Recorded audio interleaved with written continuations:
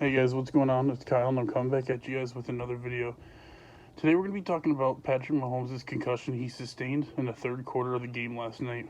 I'm going to tell you guys what I think about it, I'll break it down, and I'll tell you guys how long I think that he'll be out. Before I start this video, I just want to say that I'm not a doctor.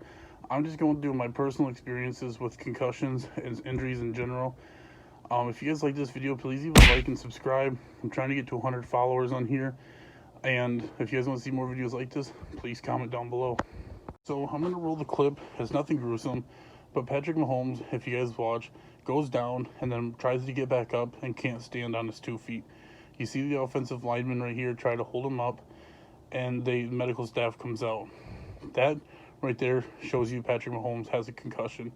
You don't need to look at it any further to tell you that he just had a head injury. Another thing, if you watch in slow motion, you might not see that his head hits the ground very hard, but he's coming down and hits the front of his forehead very hard on the turf. Now, Patrick Mahomes went in the blue tent and would go into the locker room to have a concussion protocol test. During that test, they'll ask him, what team do you play for? What's your brother's name? What's the score of the game?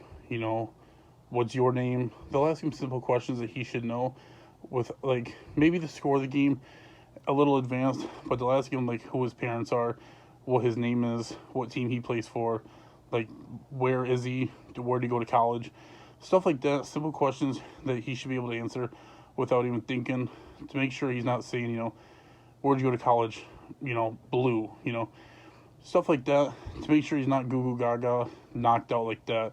I'm not trying to be funny or humorous about it because it is a serious injury, but I do want to, shed light that there are some knockouts where people literally just cannot tell you their full name.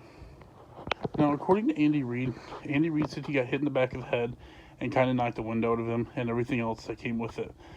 Andy said that he's doing good right now. He's doing great right now and is real positive as we are being looked at this. He passed all the tests that needs to be done, so we'll see where we go with this.